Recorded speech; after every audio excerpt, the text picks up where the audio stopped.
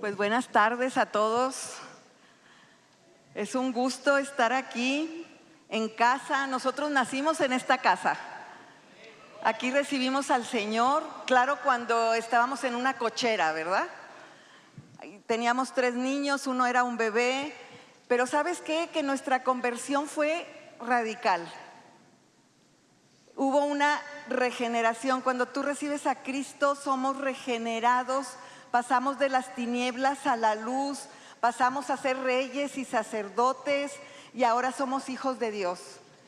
Y los velos nos fueron quitados, como estamos oyendo, y fuimos radicales y como pastores decimos, necesitamos que venga una generación radical. Que dé su vida por Cristo, que deje de hacer lo que no le agrada a Cristo. Y bueno, pues hasta aquí el Señor nos ha ayudado. ¿Quieres saludar? No, pues adelante. Le voy a dejar el espacio a Adriana. Adriana siempre trae una palabra muy acertada. Ella es la aguja y yo soy el hilo. Así es que le dejamos ahí, pero nos da mucho gusto estar con ustedes. Y sí, esta es nuestra casa y es casa de ustedes también, es casa del Señor. Amén. Y bueno, a través de los años podemos ver el crecimiento que ha habido, el avivamiento que no se apaga. Desde el principio la palabra para este lugar fue lugar de convocación. Y ¿sabes qué? Lo seguimos viendo después de 40 años. Dime que si no es del Señor. Amén. Es del Señor. Gracias, Señor. Y bueno, yo solamente quiero leer parte de una carta de Pablo a los Corintios, donde él les está escribiendo, siempre dando su mejor recomendación, siempre exhortando, y me encanta porque aquí vienen varios principios. Dice: Pablo, llamado a ser apóstol de Jesucristo por la voluntad de Dios, y el hermano Sóstenes, a la iglesia de Dios que está en Corinto, pues ahora la que está en Puebla, a los santificados en Cristo Jesús, llamados a ser santos, con todos los que en cualquier lugar invocan el nombre de nuestro Señor Jesucristo, Señor de ellos y Señor nuestros. Nosotros hemos sido santificados por la sangre de Cristo y eso es lo que nos hermana. Pero aparte, al ser santificados, hemos sido llamados a ser santos. No solamente a recibir la salvación, pero la santificación es que vamos en el proceso de quitar los velos, de quitar todo lo malo. En el proceso de la santificación tenemos ese llamado a ser santo. Cada vez que venga algo que te quiere estorbar, que te hace querer pecar, tú dices: yo he sido llamado a ser santo y no quiero nada que me estorbe. Es un llamado. Y dice: gracia y paz a vosotros de Dios nuestro Padre y del Señor Jesucristo. Y luego da gracias también. Dice: gracias doy a mi Dios siempre por vosotros, por la gracia de Dios que os fue dada en Cristo Jesús, porque en todas las cosas fuisteis enriquecidos en Él, en toda palabra y en toda ciencia. Y eso es lo que le ha pasado a esta iglesia. Hemos sido enriquecidos con la palabra siempre. Así como el testimonio acerca de Cristo ha sido confirmado en vosotros. El testimonio de Cristo. De tal manera que nada os falta en ningún don, esperando la manifestación de nuestro Señor Jesucristo. Y aquí Pablo está hablando de la manifestación, de que Cristo va a venir. Él ya está hablando a la iglesia y dice: y no nos falta ningún don para seguir en el proceso de la santificación, para guardar la iglesia, para hacer todo lo que Dios quiere mientras Él se manifiesta. Mientras Él llega, estamos llenos de dones que Él nos ha dado. Dice: el cual también os confirmará hasta el fin, para que seáis irreprensible en el día de nuestro Señor Jesucristo. Y aquí sigue diciéndoles Pablo: todos los dones, todo el Espíritu Santo que les ha dado el Señor es para que seáis irreprensibles, para que el Señor nos encuentre una novia santa, una novia sin mancha, una novia sin arruga, que nos encuentre irreprensibles en el día de su llegada. Gloria a Dios que tenemos el Espíritu Santo. Y dice: fiel es Dios por el cual fuisteis llamados a la comunión con su Hijo Jesucristo nuestro Señor. Y aquí vemos otro llamado que Pablo les está hablando en esta carta. Dice: fuisteis llamados ¿a qué? A la comunión con su Hijo Jesucristo. Mientras Cristo viene, nosotros tenemos un llamado de parte de Dios, de estar en comunión con Cristo, de estar buscando su presencia.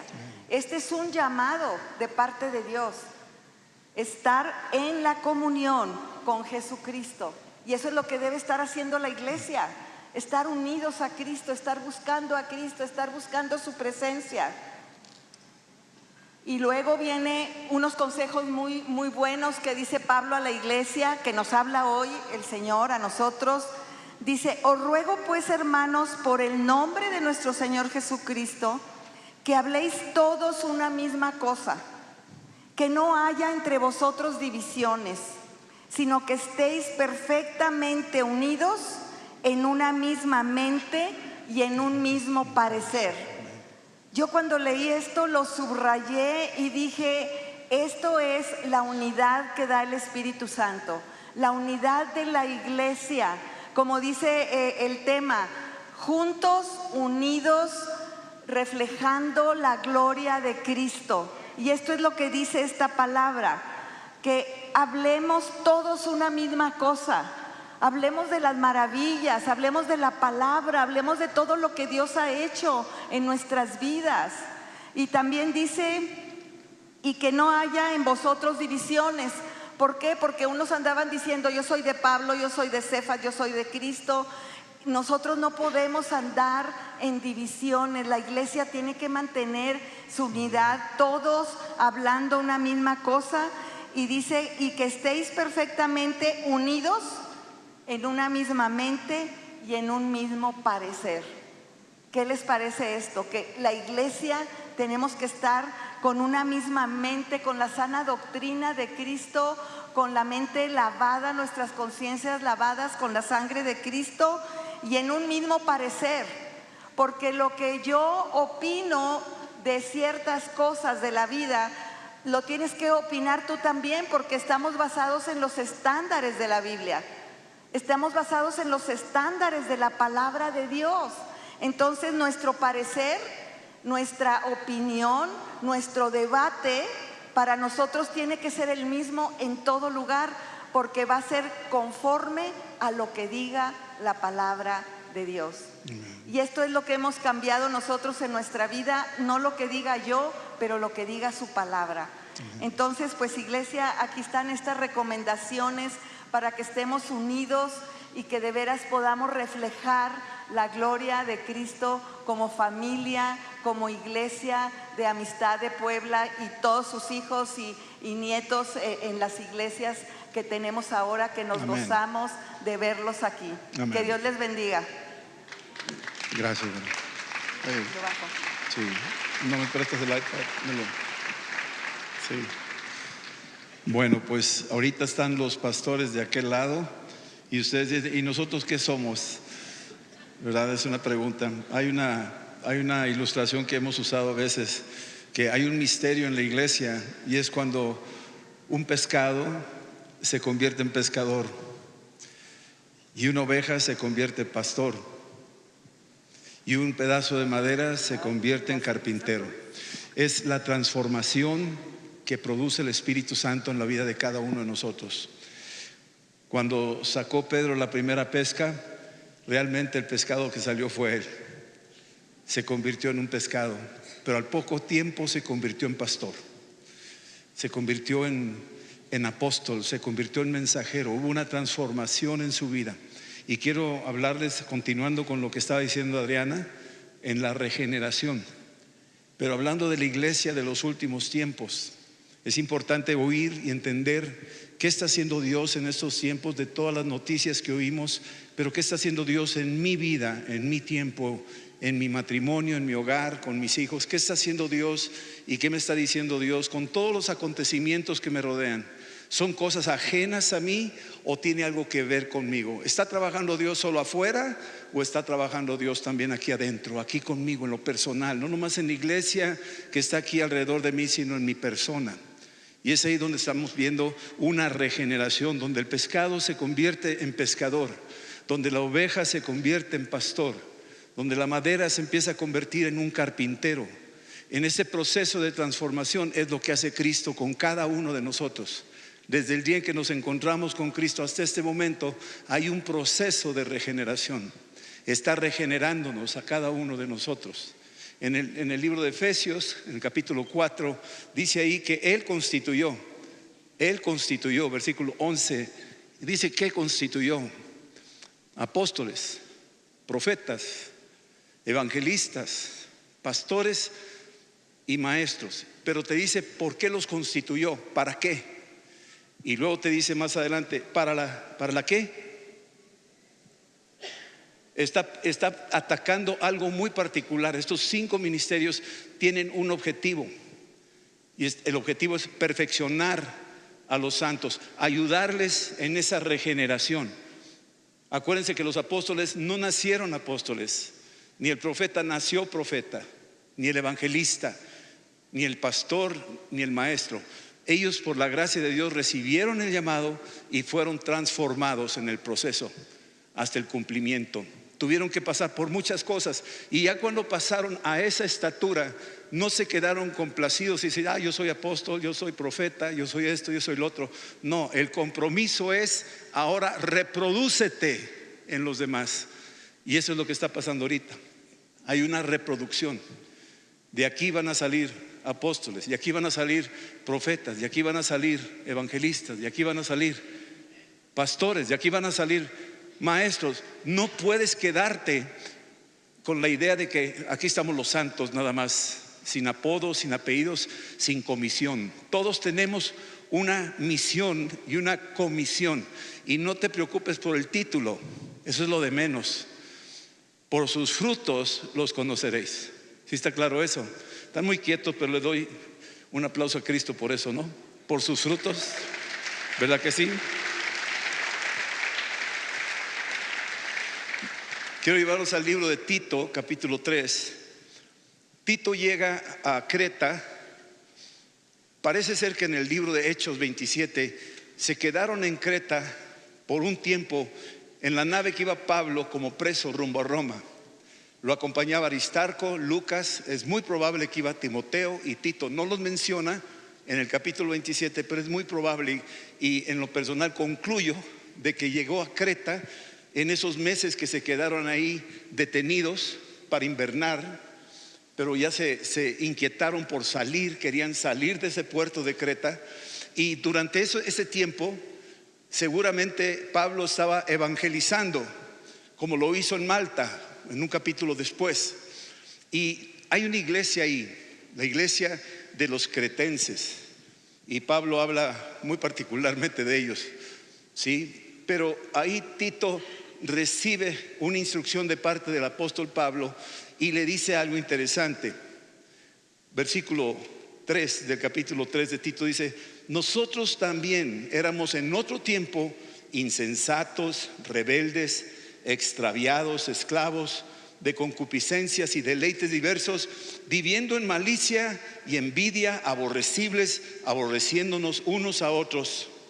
Hasta ahí se incluye el apóstol Pablo. Pablo calificó con ese perfil. Tú y yo calificamos con eso. No me digas que no, pero se te nota.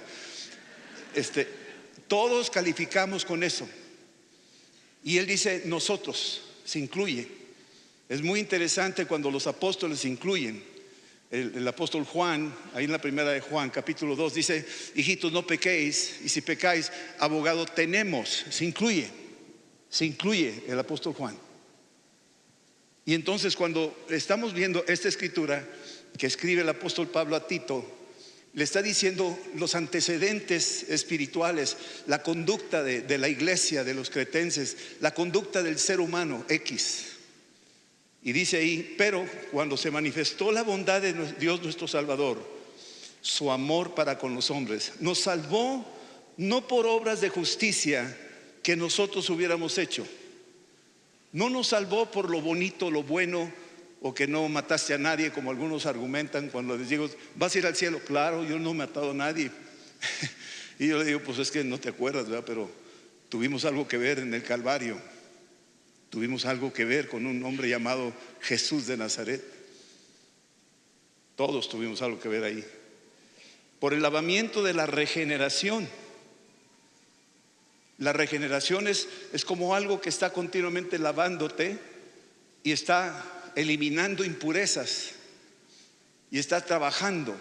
Y esa regeneración lo que está haciendo es como una reforma. La reforma protestante era volver al origen. Lamentablemente la reforma se quedó como la reforma y todos quieren llegar a la reforma en vez de ir hasta el libro de los Hechos. No sé si me sigan. En vez de seguir la raíz de la iglesia, se quedaron en el siglo XV. Y muchos de nosotros seguimos la corriente del siglo XV, cuando deberíamos de irnos hasta el siglo I de la iglesia de los Hechos. Esa es la regeneración. ¿Cómo era la iglesia del libro de los Hechos? ¿Qué hacían? ¿Cómo vivían?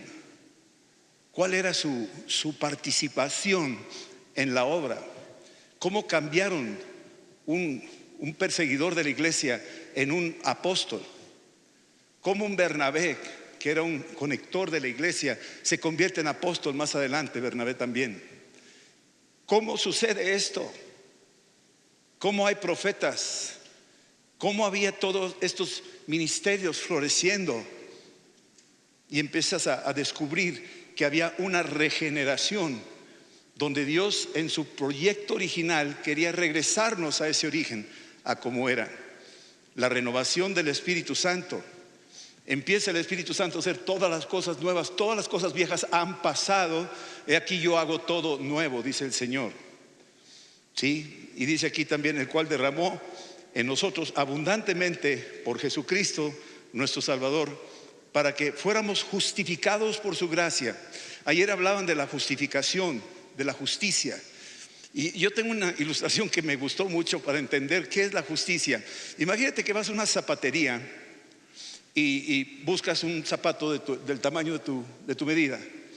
Y tú eres del 10, por ejemplo, es un patón grande, ¿no? Y te sientas y dices, me trae del número 10, sí, cómo no, y te traen del 8. Y tratas de ponerle y pues no vas a caber, no cabes. ¿Por qué? Porque no queda bien el zapato a la medida tuya. Pero al rato dices, no, yo pedí del 10. Y te traen del 10 y te lo pones y te queda justo. Te queda justo. Te queda perfecto. La justicia es cuando quedas justo a la imagen de Cristo. Cuando quedas perfecto al perfil de Cristo. Por eso los ministerios apuntaban a la perfección de los santos para que quedaran justos con el perfil de Cristo, la mente de Cristo, la conducta de Cristo, el vivir como Cristo, el amar como Cristo, el moverse en el poder del Espíritu como Cristo. Esa es la justificación, es cuando ya te hizo Dios justo de esa manera. Y dice aquí, justificados por su gracia, para que viniésemos a ser herederos conforme a la esperanza de la vida eterna. Dice ahí, en otro tiempo éramos así. Tú y yo en otro tiempo teníamos esos defectos, si quieres llamarle. Pero ahora el anuncio que está diciendo Pablo, está diciendo, ¿sabes qué? Pero no te quedes ahí. Ahora viene algo glorioso sobre tu vida. Ahora ya llegó el Espíritu Santo. Ya lo envió Cristo. Ya está operando en ti y te está equipando para el día de Cristo. La iglesia de los últimos siglos, de estos tiempos, estamos viendo a un Noé, por ejemplo. A Noé le tocó vivir un tiempo sumamente difícil, peligroso, pero la familia de Noé, la mente de Noé, la obediencia de Noé, la gracia de Noé, el favor de Dios que tuvo con Noé, lo escoge en medio de una generación perdida. Y Noé obedece y empieza él, como una familia de aquellos tiempos, empiezan juntos a colaborar para construir el arca. Y en ese proceso, a la hora de estarlo edificando, condenaron al mundo, porque el mundo no quiso escuchar, pero ellos sí.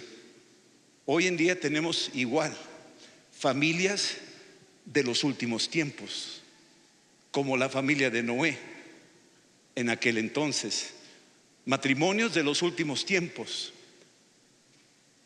Mucho de lo que estamos viendo es un ataque directo a la familia, un ataque directo a los matrimonios, pero eso era lo que había en aquel entonces. Se estaban colapsando las familias, pero sobrevivió una familia. Y Noé sobrevivió con su esposa. Pregúntate por qué él le hizo caso. Es difícil que una mujer te siga, pero sin embargo él hizo caso. Y luego, maravíllate, los hijos le hicieron caso, y las esposas de sus hijos le hicieron caso, y todos se metieron al arca. Y entonces estamos hablando de algo donde juntos, como dice el lema de hoy, juntos se pusieron de acuerdo para construir aquella arca y hacer que sobrevivieran. De hecho, tú ibas adentro de esa arca, porque Dios destruyó a todo lo demás que iba afuera, y nosotros salimos de ahí, de esa arca. Todo ser humano que existe ahorita estuvo en los lomos de aquellos en aquella arca. Sí, por eso andas medio mareado a veces, así medio como que, sí. Cuando estamos hablando de los tiempos de aquel entonces, vemos la Torre de Babel, que es otro ejemplo de lo que había en aquel entonces. Aquel entonces querían construir su propio camino al cielo, querían construir su propio nombre, tenían su tecnología, tenían sus estilos, su manera, y se habían juntado, y todos tenían un mismo lenguaje, hablaban de lo mismo.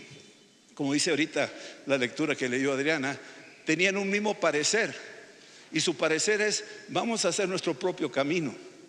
Su parecer era: vamos a hacer nuestro propio nombre, por si acaso nos dispersan. Ellos sabían que podría venir una dispersión terrible, sabían que estaban violando reglas establecidas por Dios, y sin embargo no les importó y siguieron por su camino. Cuando bajó Dios y vio lo que estaban haciendo, se dio cuenta que nada los iba a parar, que el hombre era obstinado, terco, orgulloso, todo lo que leímos ahorita en Tito. Y finalmente decidió Dios detener la obra y los confundió. Los confundió con diferentes idiomas.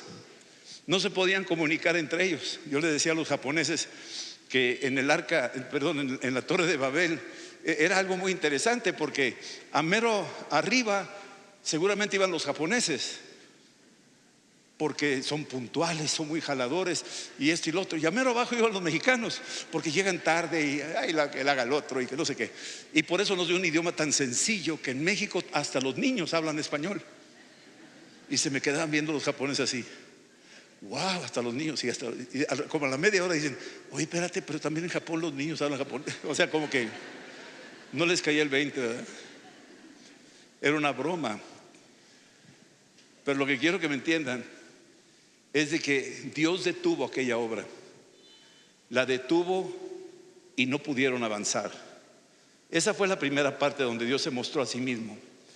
Y la palabra que dijo Jesús ahí en Juan 15 es: sin mí nada podéis hacer. El hombre ha querido hacer las cosas por su cuenta. Acabo de tener una entrevista con un hombre que tuvo un infarto y lo llevaron al hospital, y cuando entró muerto. Y nos platica su vivencia. Tuvo 7 infartos, se desprendió su cuerpo. Él vio cuando se desprendió algo de su cuerpo. Él lo vio, estaba arriba del techo viendo todo el escenario del quirófano. Él lo vio y nos comentó a la iglesia todo eso, y estábamos así, wow. Y luego nos relata cómo le dieron los electroshocks y volvió a funcionar su corazón. Estuvo en coma 40 días y al final de cuentas volvió a la vida. Yo oré por él, varios oramos por él, muchas iglesias oraban por él, pero este hombre volvió a la vida. Y me habló un día y me dijo: hola Rodolfo, estoy aquí, ya estoy bien, estoy en casa, quisiera dar mi testimonio. Y dije: wow, ¿estás bien? ¿Estás vivo? Dijo: sí. Wow, estaba impresionado. Total, fue y compartió el testimonio a la iglesia. Y una de las conclusiones fueron estas: todos somos frágiles. Hasta un zancudo nos puede tumbar. Un clavo oxidado te puede tumbar. Una balita te puede tumbar. COVID te puede tumbar. Somos frágiles todos. Y luego otra enseñanza es que tú no estás en control. Tú crees que estás en control. Tú puedes caminar aquí, tú puedes hacer así, tú parece que estás en control, pero realmente hay alguien que está arriba de tu control y su nombre es Jesús. Y la tercera es: todos tenemos un cordón de plata que tarde que temprano se va a romper, según lo que dice ahí Eclesiastés 12, lo que dijo ahí Salomón. Y que ese cordón de plata es sumamente delicado y nadie sabe, pero dice: acuérdate del Señor antes de que se rompa el cordón de plata, antes de que se rompa el cuenco de oro. Acuérdate del Señor. Y lo que está diciendo es: aprovecha tu espacio de tiempo de gracia que Dios te ha dado a ti. Búscame de todo tu corazón. Búscame y me hallaréis. Y me buscarás y me hallarás. Así lo dice el Señor. Y cuando hablamos de regeneración, empezamos a entender el misterio del propósito de Dios en la vida de nosotros, porque está buscando una iglesia que esté preparada, una iglesia que esté unida. No como en la Torre de Babel, que buscaban su propio camino. No como en la Torre de Babel, que buscaban su propio nombre. Hay un camino y su nombre es Jesús. Y hay un nombre por encima de todo nombre y su nombre es Jesús. Ellos no querían ese nombre. Ellos no querían ese camino. La regeneración hace que regresemos al verdadero camino. Hace que lleguemos a reconocer el verdadero nombre, el nombre de Cristo. Ese es lo que produce la regeneración. Luego viene otro ejemplo: la estatua de Nabucodonosor en Daniel capítulo 2. Nabucodonosor tiene unos sueños y Daniel, entre todos los brujos y magos, es uno escogido de Dios que tiene el don de discernimiento, don de interpretación de lenguas, porque los sueños también son lenguas, por si no sabías. Dios habla diferentes lenguas y entre ellas habla de sueños y visiones. Las lenguas no son sonidos, también las lenguas son imágenes. Las 7 vacas gordas, 7 vacas flacas, son imágenes, pero está hablando Dios. ¿Sí estamos entendiendo? Y entonces aquí está Daniel. Y viene el rey Nabucodonosor, que no pueden interpretar su sueño. No saben qué significa esa estatua. No saben qué significa esa piedrita que le pegó, que se cayó, que se hizo polvo. No entiende ese sueño tan raro. Y busca en todo su reino quién sabe. Y ya manda una orden de ejecutar a todos los brujos y magos y astrólogos. Pero dice ahí que llegó con Daniel. Y Daniel dijo: dame oportunidad y yo te doy la interpretación. Hay un Dios que sí lo puede interpretar y yo estoy conectado con él. Total, Dios le da la interpretación. Va y se lo dice al rey Nabucodonosor y le describe puntualmente todo lo que significó ese sueño. Empieza a describir algo interesante. Primero que todo, una estatua son de lo que padece México y padecen muchas naciones, de adorar imágenes. Tienen ojos y no pueden ver. Tienen boca, no pueden hablar. Tienen oídos, no pueden oír. Tienen pies, no saben andar. Tienen manos, no pueden palpar. Salmo 115. Versículo 8 dice: y todos los que confían en ellos y todos los que los hacen son igual a ellos. Entonces, en esta etapa de la humanidad aparece este sueño a un rey llamado Nabucodonosor, donde ve una estatua compuesta de diferentes metales. Al principio, en la mera cabeza, oro, luego plata, luego bronce, luego hierro y al final barro. Y esa estatua está ahí. Cuando uno lee Daniel capítulo 2, esa estatua, cuando tú te detienes a leerle un poco, puedes entender muchas cosas que quieres. Algunos interpretan esto como los reinos que iban a suceder y que esto ya pasó. No, esto no ha pasado, creo que no ha pasado. Creo que estos son los sistemas que existen actualmente en el mundo. El sistema económico, el sistema intelectual. Ahorita vamos a ver otra imagen de eso, y etcétera. Pero aquí viene algo. Versículo 43 de Daniel 2:43 dice, le dice Daniel al rey: así como viste el hierro mezclado con barro, se mezclarán por medio de alianzas humanas. Alianzas humanas. Y cuando hablamos de alianzas humanas, bueno, uno puede pensar en la ONU. Las Naciones Unidas son alianzas humanas. Hay acuerdos de diferentes países con otros, hacen alianzas humanas. Las empresas hacen alianzas humanas. Y a veces, aún personalmente, hacemos alianzas humanas con el mundo. Pero esta piedra viene y pega precisamente en esas alianzas humanas. Y le pega en ese punto donde se ha querido mezclar una cosa que no puede mezclarse con otra. El apóstol Pablo dice: no os unáis en yugos desiguales. Son alianzas humanas que no convienen. Y pega esa piedra ahí y se colapsó toda la estatua. Y cuando la estatua cae, dice que vino un viento recio y se lo llevó todo. Lo que el viento se llevó todo, no quedó nada. Pero hay algo interesante cuando empiezas a ver qué pasó, porque la escritura dice más adelante, en el capítulo 2, versículo 35: entonces fueron desmenuzados el hierro, el barro cocido, el bronce, la plata, el oro, y fueron como tamo de las eras de verano, y se los llevó el viento sin que de ellos quedara rastro alguno. Pero la piedra que hirió a la imagen fue hecha un gran monte que llenó toda la tierra. Y aquí estamos hablando de los últimos tiempos, de lo que Jesús nos está advirtiendo, de lo que está pasando a nivel mundial.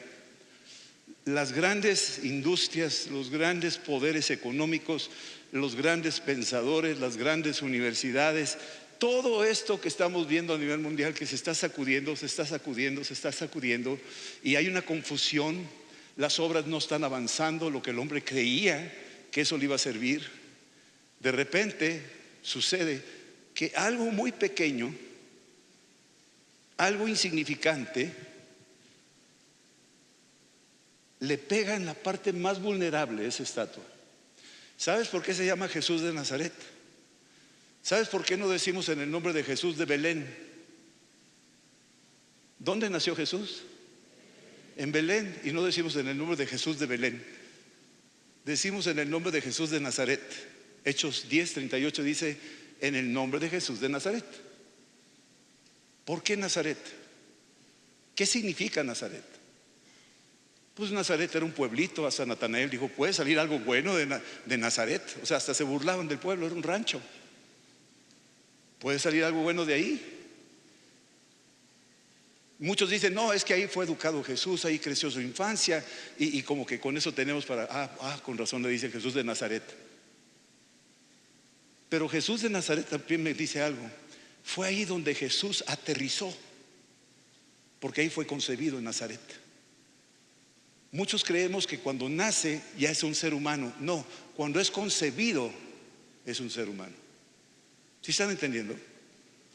Entonces, Jesús, podríamos decir que nace de una manera insignificante, pero tiene un poder tremendo. Y lo voy a traducir a esto: tal vez tú te veas insignificante, pero hace rato te decía que potencialmente hablando, un pescado se puede convertir en un pescador. Una oveja se puede convertir en pastor. Y un pedazo de madera se puede convertir en carpintero. Tal vez a ti mismo te ves como insignificante, pero hay alguien significativamente importante que ha entrado en tu corazón y está regenerándote. Y esa regeneración es una transformación que Él, el que comenzó en ti la buena obra, la perfeccionará. La está perfeccionando hasta el día de Cristo. Es un proceso donde pasas por diferentes experiencias, algunas no muy buenas, dolorosas algunas, tentaciones complicadas, resbalones, tropiezos y faltas de las cuales el Señor en su misericordia está diciendo: levántate y sigue caminando, porque te estoy regenerando, te estoy volviendo al proyecto original que yo tenía para ti. Eso es lo que está haciendo el Señor. Cuando esa piedra pequeña le pegó a la estatua de Nabucodonosor, dice aquí que esa piedra que hirió la imagen fue hecha un gran monte que llenó toda la tierra. Si habláramos de la iglesia realmente, de nosotros como cristianos, y nos comparáramos, podrían algunos esos evangelásticos que exageran y que somos 2,000 millones y 4,000 millones y no sé cuántos millones. Yo me pregunto cuántos calificamos. Yo no lo sé, pero sí te quiero decir algo. Si vemos el mundo y tan avanzado que está en tantas cosas de tecnología, de conocimientos, de riquezas y de cosas que logran los hombres sin Dios hacerlo, nos sentimos insignificantes, ¿sí o no? ¿Cómo se sintió David ante Goliat? Insignificante, pero él no se fijaba en él, él se fijaba en Cristo. Él sabía el Dios que él tenía. Él no dejaba de ver a Cristo, al Dios que hizo los cielos y la tierra. Los otros israelitas se paralizaron porque fueron adoctrinados por el gigante durante 40 días, que les decía: ustedes no sirven para nada, ustedes nunca la van a hacer. Tal vez tú creciste con esa idea, pero quiero decirte que David, en sus cantos hacia el Señor, declaraba los atributos de Dios: que Dios es un Dios de misericordia, Dios es un Dios de verdad, Dios es un Dios santo, Dios es un Dios justo, Dios es un Dios de juicio, Dios es un Dios de los ejércitos, Dios es el Dios Shalom, el Dios de paz, Dios es Yahvé Jireh, el proveedor. O sea, empezaba él a hacer estas declaraciones. Y cuando tú cantas las mañanitas, que alguien cumplió años por aquí, no lo sé, y dices: estas son las mañanitas que cantaba el rey David, no se las cantaban las muchachas bonitas, se las cantaba a Dios. ¿Sí están entendiendo eso? Entonces nuestra cultura sí las cantamos, pero no entendemos lo que decimos. Él estaba cantando a Dios. Él estaba diciendo quién era su Dios, quién era Cristo para él. Él tenía una mente regenerada. Sí tenía sus defectos, sus fallas, porque estaba en un proceso como todos, pero este hombre no quitaba el dedo del renglón. Para él, Dios era todo para él. Era todo para él. Entonces, tal vez veamos a la iglesia pequeña. Tal vez tú vienes de un grupo, una célula pequeña. Tal vez se te hace poca cosa lo que está pasando en tu colonia o en tu población de donde tú vengas, y se te hace poca cosa. Quiero decirte una cosa: esa piedra no se queda estática, esa piedra está creciendo, aunque tú no lo entiendas, está aumentando de tamaño hasta que se llene toda la tierra. Se va a llenar toda la tierra. Están muy quietos hoy. ¿Sí cenaron? ¿Comieron? ¿Bien? ¿Sí? Sí, los veo así medios como que ya párale, ya bájate, ¿no? Esa realidad de esa piedra creciendo, quiero decirte que ahorita está activa en tu corazón, está activa ahí en tu casa, está creciendo aunque tú no lo veas. Mira, nomás ve la tierra. El planeta Tierra es una bicoca de arena en el cosmos. Por eso muchos creen en los extraterrestres, porque dicen: no, pues somos nada, tiene que haber civilizaciones más avanzadas. Déjame decirte algo, vamos entendiéndonos. ¿Dónde fuiste concebido tú en el vientre de tu madre? ¿Aquí en la cabeza? ¿En algún músculo? No, en un punto insignificante. Se encontró el óvulo con el esperma, y era algo despreciable, algo de nada. Y a los ojos del mundo, el mundo dice: no es nada, lo puedes tirar. Pero a los ojos de Dios es una piedrecita que está creciendo. A los ojos de Dios es algo insignificante que está agarrando cada vez más y más tamaño. Ese es el proceso que te pasó a ti. Tú fuiste regenerado, empezando desde la nada. Entonces, cuando ves el planeta Tierra, que es un grano de nada en medio del cosmos, te vas a dar cuenta que Cristo vino y escogió un grano de arena insignificante. Y se escogió un grano insignificante como este en el que vivimos. No va a volver a nacer en otro planeta. No va a volver a morir en otro planeta. Nació aquí y murió aquí, en un lugar insignificante. ¿Y por qué? Porque te quiere decir algo. Yo estoy haciendo una obra en tu vida y mi reino está avanzando. Aunque tú no lo veas y aunque tú no lo entiendas, yo estoy avanzando y regenerando, transformando, cambiando tu percepción de las cosas hasta que captes la idea y toda la tierra se va a llenar de su gloria. Ese es su objetivo. Toda la tierra la va a llenar de su gloria. Y te va a usar a ti para una misión. Tú dirás, es que no tiene sentido. Te voy a platicar un caso de un niño que nace sin cerebro. Le dijeron a los padres, abórtalo. ¿Para qué nace? Mira, ya están las radiografías, no tiene cerebro, que muera. Y los papás dijeron, no somos cristianos. Nos quedamos con el niño y le vamos a dar oportunidad que viva. A lo mejor nace con cerebro. Y se rieron los doctores y dijeron, no, mira, no va a haber eso, tenlo por seguro. Tiene este mal y se va a morir. Tiene máximo 1 hora, tal vez 2 a lo mucho, y se va a morir. Y dicho y hecho, llegó el día, estuvieron los papás, los abuelos, y nació el bebé sin cerebro. Lo cargaron todos, impusieron manos, oraron, lo bendijeron, le dieron gracias a Dios, y el niño se murió. Nosotros fuimos al funeral. Y tú dirás, qué inútil, qué vida tan inútil. Nació para morir 2 horas, no más 2 horas. Sí, pero creo que ahorita la historia que estoy platicándote ya te impactó, porque te das cuenta que unos papás pelearon por él hasta la última hora, hasta el último segundo. ¿Sí estás entendiendo eso? Entonces ya su vida sí tiene un propósito. Esta tarde te está impactando su vida breve, insignificante. Esta vida te está impactando a ti. De alguna forma toca algo. Algunos de ustedes tenían que oír esto, tal vez no todos, pero el testimonio de este pequeñito que ni sabemos cómo se llamaba y que duró 2 horas, insignificante, tenía un propósito tremendo. Así es que viene y pega a Dios en ese punto y toca el corazón del hombre, Dios diciendo, esa piedra que no fue cortada por mano humana, dando a entender Cristo que no nace de una concepción sexual, sino del Espíritu Santo en una virgen.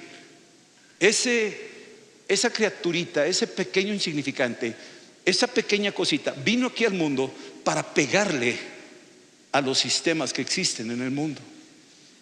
Y van a colapsarse, se están colapsando. A lo largo de la historia vemos a Napoleón, se colapsó su imperio.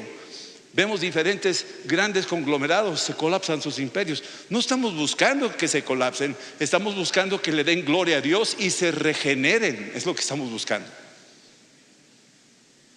Y cuando vemos esto, nos llama la atención de que la iglesia es una iglesia que necesita, de estos últimos tiempos, vivir en esa dirección de que estamos siendo transformados, como decía Roberto Evans, regenerados, es decir, volver al origen como era el proyecto original de Dios. Dios quería caminar con nosotros. Dios nos ama. Dios quería comunión, koinonía espiritual. Dios quería una mente pacífica, la mente de Cristo adentro de ti. Está siendo regenerada. Mucha de la cochambre que hemos recibido del mundo está ahí, pero viene el Espíritu Santo y la palabra y empieza a limpiar y a regenerar tus pensamientos. Empieza a liberar tu voluntad, que está atada a ciertas adicciones o vicios o miedos. Pero cuando viene el Espíritu Santo y la palabra, se empieza poco a poco a aflojar aquello No sé si han visto el D40 que lo usan para las tuercas oxidadas y que no puedes aflojarlas hasta que les echas ahí un poquito ahí de ese D40 y afloja fácilmente. Bueno, es el D40 para nosotros. Él afloja todo aquello que está entumido, que está oxidado, que parece que es imposible que pueda aflojarse, que pueda cambiar. Él es el que va a hacer la obra. Y parece que es insignificante para ti, pero no lo es. Está haciendo su obra. Ahora, cuando a Cristo lo crucificaron, aquí les pedí que pusieran la cruz, faltaba aquí un letrero. En muchas pinturas ponen INRI. Nunca escribieron INRI, para que quede claro. Los artistas se la volaron. No, se ve que no leían la Biblia. INRI es la simplificación de Jesús Nazareno Regis Israeli. Es la forma de los flojos de no poner todo lo que escribieron en hebreo, todo lo que escribieron en griego y todo lo que escribieron en latín. Para simplificación del artista le pone INRI y ya, di que te fue bien. Pero no es así. Ahí decía Jesús Nazareno Regis Israeli, y luego te lo decía en griego y luego te lo decía en latín. Eso viene en Juan 19:20. En 3 idiomas escribieron eso. Los letreros se ponían cuando entraban a la ciudad para que los visitantes vieran lo que le pasa a los malitos. Ponían el letrero arriba: este es un violador, este fue un ladrón, este fue un asesino y este se llamó Rey de los Judíos. Y lo ponían todo ahí a la entrada para que a la hora de entrar a la ciudad iban con advertencia de lo que les podría pasar si se les ocurría hacer algo indebido. Pero a Jesús lo pusieron ahí sin culpa, en 3 idiomas. Una vez pensándole un poco dije, ¿por qué en hebreo? ¿Quién hablaba hebreo? Los judíos, pero más que todo los sacerdotes. O sea, era un anuncio para el sistema religioso. Aquí está el rey de todos los sistemas religiosos. Aquí está, su nombre es Jesús. Él es rey de los mormones, de los testigos de Jehová, de todas esas falsas religiones. Él viene a aplastarlo como una piedrita y le va a pegar a la estructura de ese gran gigante, de tantas religiones falsas que hay en el mundo, de toda la idolatría que está en el mundo. Él es la piedra no cortada por mano humana. ¿Por qué estaba en griego? Porque el griego era el idioma popular que todo el mundo usaba desde tiempos de Alejandro Magno, donde ese idioma llegó a muchas naciones y era el idioma común. Pero era el idioma que se usaba en las academias, en las universidades. Era el idioma intelectual, donde se apoyaban los filósofos, los grandes pensadores. ¿Y qué está diciéndonos con eso? Que Jesús viene a aplastar toda la soberbia del intelecto. Viene a aplastar todas las filosofías habidas y por haber. Viene a aplastar toda aquella jactancia de que el raciocinio es lo que predomina, no tenemos acceso a lo sobrenatural, todo tiene que tener una explicación científica. Y entonces ese fue el paso donde Cristo está anunciándose como el Señor por encima de todo eso. Y la tercera, ¿por qué en latín? Porque el latín era el idioma de los romanos. Era el imperio militar, el imperio económico, el imperio tecnológico. Era el imperio que prevalecía. Pues aún sobre todos esos imperios habidos y por haber, Jesús dice, Él es el Rey de Reyes y Señor de Señores. Él es encima de Nerón, de Napoleón, de Hitler, del que sea. Él está por encima de todos esos. Y ese letrero estaba ahí puesto en la cruz como una señal, es una declaración profética de lo que Cristo vino a hacer.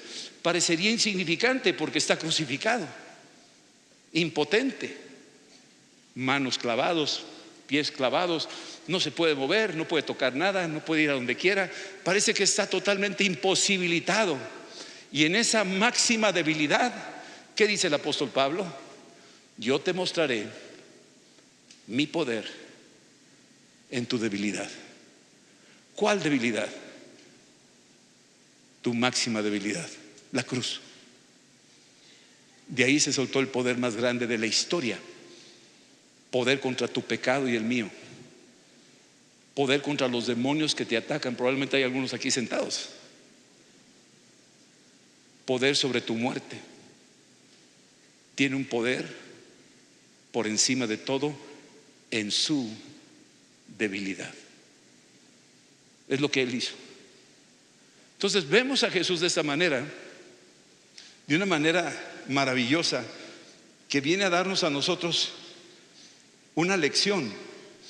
Y estando en la cruz, Colosenses 2:15 dice: y despojó a los principados y a las potestades y los exhibió públicamente. Ese letrero estaba exhibiendo públicamente al sistema religioso de todas las religiones habidas y por haber en el mundo. Estaba exhibiendo todos los intelectos, universidades y demás del mundo, todos los libros que se han escrito, y también exhibió todos los poderíos tecnológicos, cibernéticos, de todo lo que te puedas imaginar que tú y yo usamos diariamente. Pues así hay alguien superior a eso. ¿No se han dado cuenta a veces que tu iPhone es la imitación del Espíritu Santo? Porque hasta le pides permiso y le preguntas y te conecta y hablas y te manda información y te revela cosas y el Wikipedia, y como si fuera el Espíritu Santo. Hasta le aplastas en idiomas y te lo cambia, hasta habla en lenguas el iPhone, ¿verdad? O sea, tú dices, wow, o sea, qué tremendo el iPhone. Y tú dices, ¿y esto qué es? Este es el anticristo. Entiéndanme, no me malentiendan. Usen su iPhone, usen su iPad, no hay problema, no hay pecado, no te vas a ir al infierno. O sea, no me malentiendan, pero quiero que entiendas que hay algo aquí atrás. Cuando decimos anticristo, decimos anti-unción. Cristo significa unción.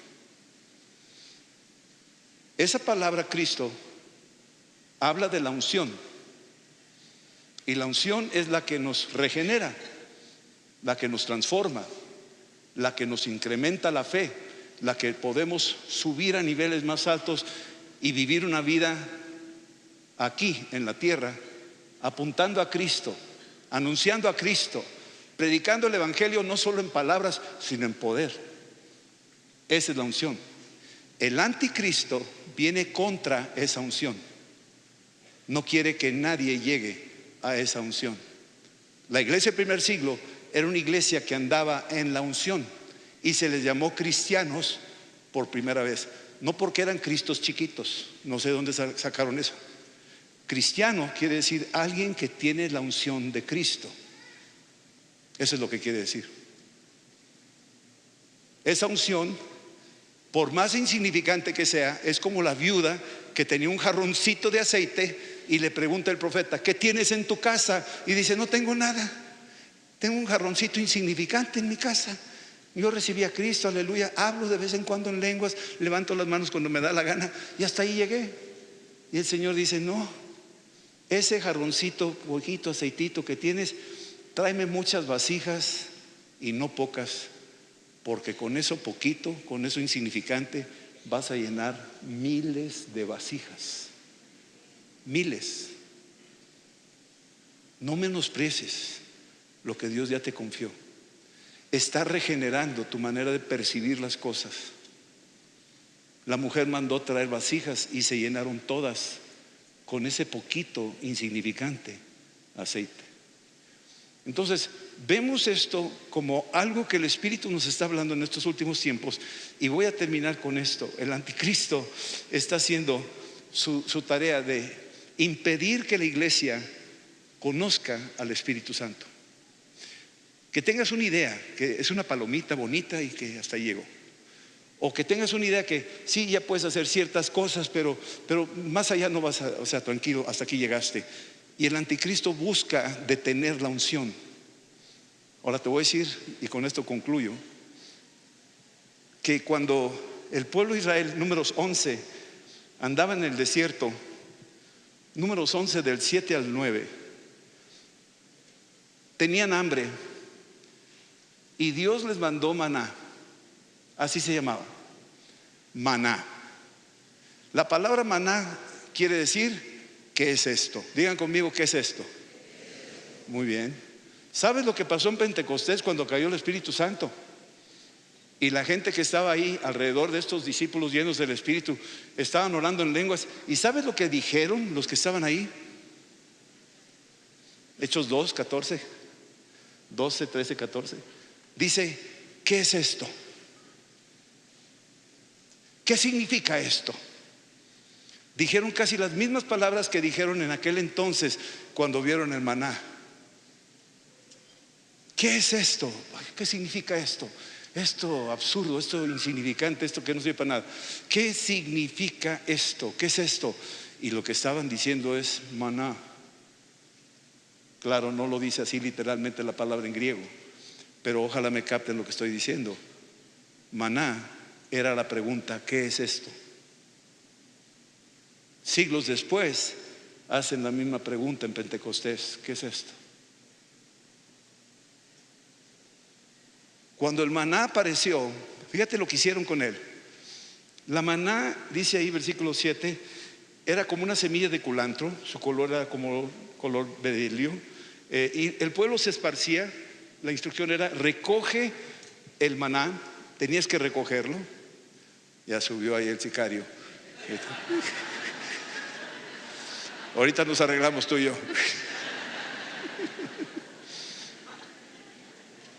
Y dice, fíjate la siguiente cosa, lo molía en molinos y lo majaba en morteros. O sea, recogían el maná y lo llevaban a morteros, unas de piedra probablemente, y le empezaban a pegar y a pegar y a pegar, y lo empezaban a moler, ¿sí? Luego lo cocían en una caldera, hacían tortas, y cuando lo probaban sabía a aceite nuevo. Aceite nuevo, me gusta mucho eso. La regeneración te está llevando de aceite rancio a aceite nuevo. Te está volviendo los ojos a ver cómo era la iglesia del primer siglo. ¿Cómo eran ellos? ¿Qué dimensión de vida vivían ellos? Es aceite nuevo. Pero ¿cómo sacaban el aceite nuevo? ¿Sabes a cómo? Lo sacaban así, mira. Jesús es el maná, descendió del cielo, ¿verdad que sí? Y luego ¿cómo le sacaban? ¿Cómo le sacaban? ¿Cómo manejaban el maná?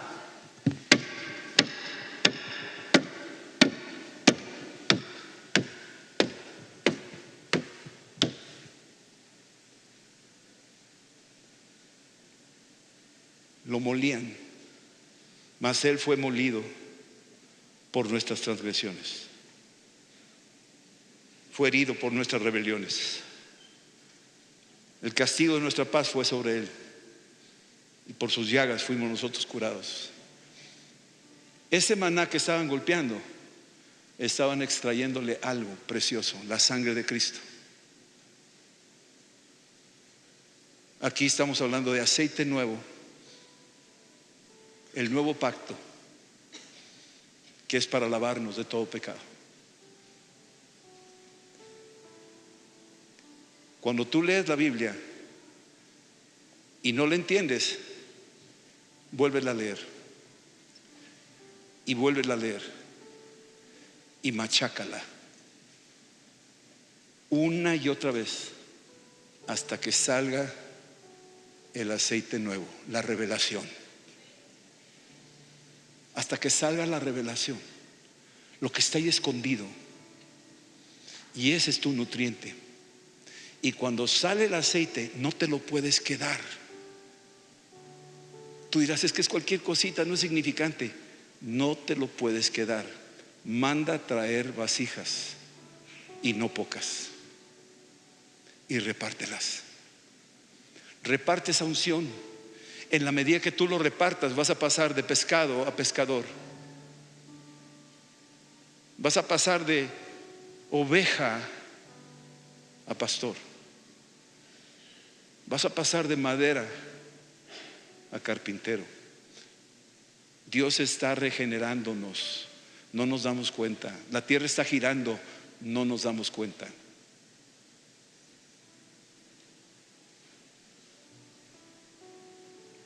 Esa es la regeneración de los últimos tiempos. Una iglesia que va a despertar, una iglesia que va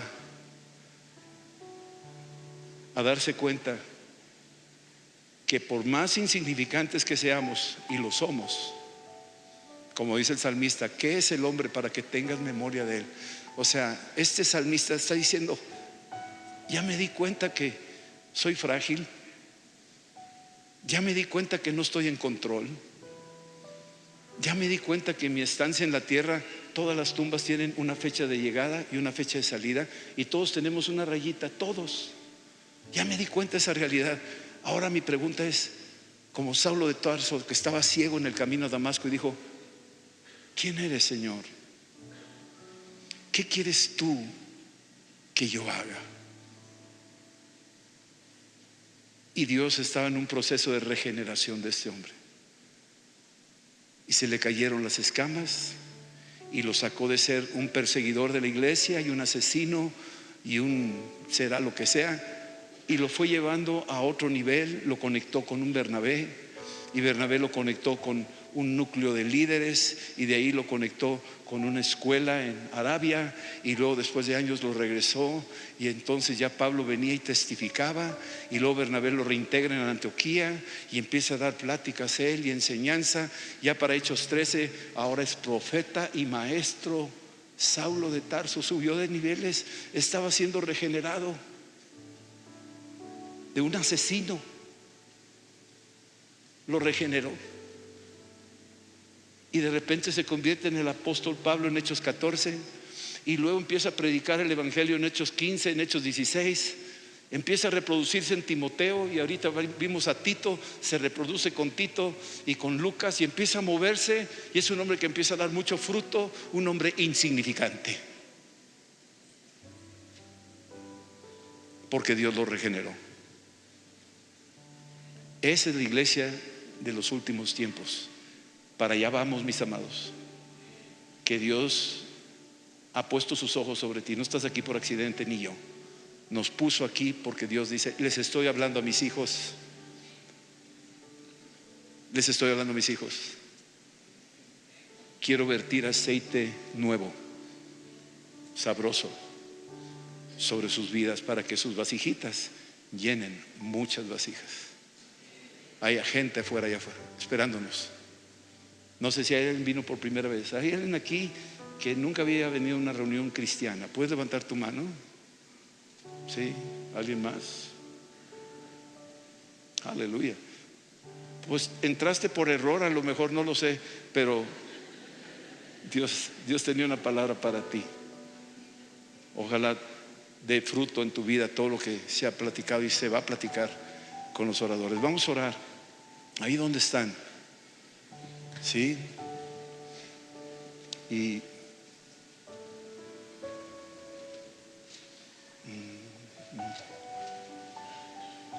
voy a agarrar en curva,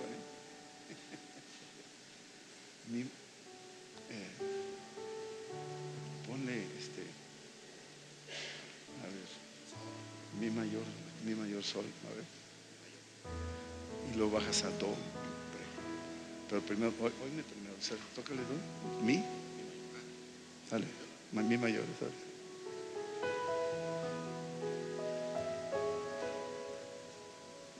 El Espíritu Santo está hablándonos.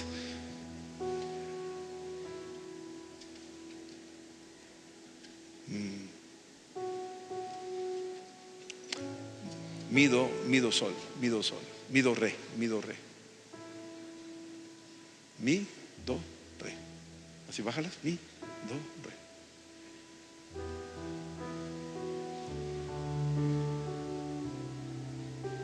Gracias.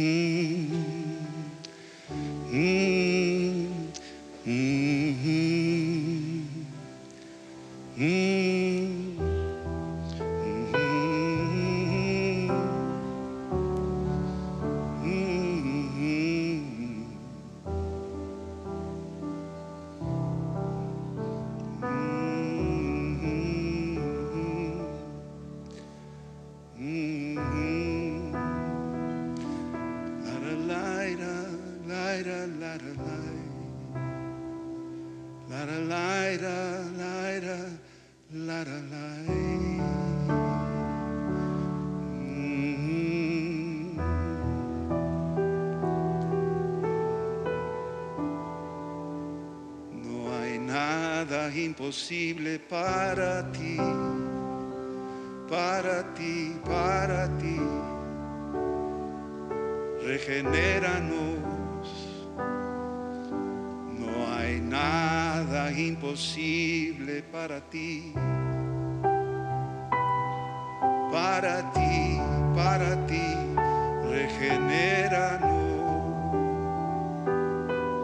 No hay nada imposible para ti.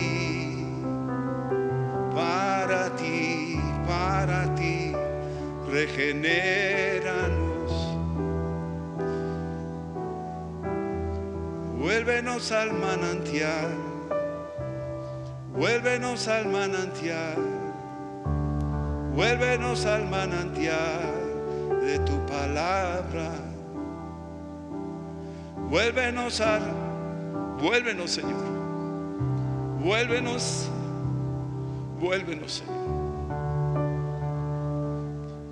Vuélvenos a ti, Dios. No hay nada imposible para ti. Para ti. Regenéranos. Cámbiame, Señor. No hay nada imposible para ti. Para ti. Regenéranos.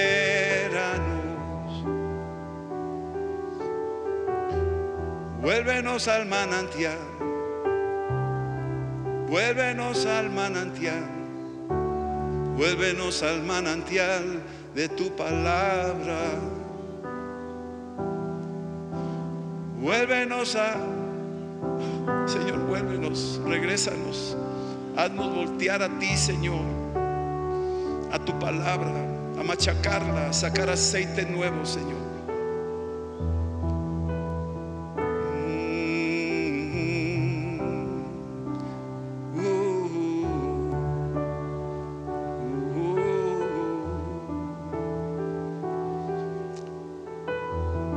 No hay nada imposible para ti. Para ti, regenéranos. No hay nada imposible para ti. Para ti, regenéranos. Vuélvenos al manantial. Vuélvenos al manantial. Vuélvenos al manantial de tu palabra. Vuélvenos al manantial. Vuélvenos al manantial. Vuélvenos, vuélvenos a tu palabra. Señor, regenéranos. Regenera nuestros pensamientos. Renuévanos, cambia esas áreas endurecidas, aflójalas, ablándalas, y que venga tu reino sobre nosotros, Señor, que podamos estar listos en estos últimos tiempos como Noé y su familia, nosotros también preparados, preparando tu iglesia, anunciando, cortando árboles, talándolos para formar tronco a tronco esa arca de la salvación, alma por alma, vida por vida, y estarlos integrando al cuerpo de Cristo por la fe en tu muerte y resurrección y en tu retorno inminente. En el nombre de Jesús, Señor, vuélvenos al manantial de tu palabra, Señor. Vuélvenos, Señor, a los ríos de agua cristalina y dulce. Vuélvenos al aceite nuevo. En el nombre de Jesús te lo pedimos. Creemos que esta piedra pequeña está creciendo día con día y está llenando la tierra hasta que toda la tierra sea llena de su gloria. En el nombre de Jesús. Amén. Amén. y amén. Dios los bendiga.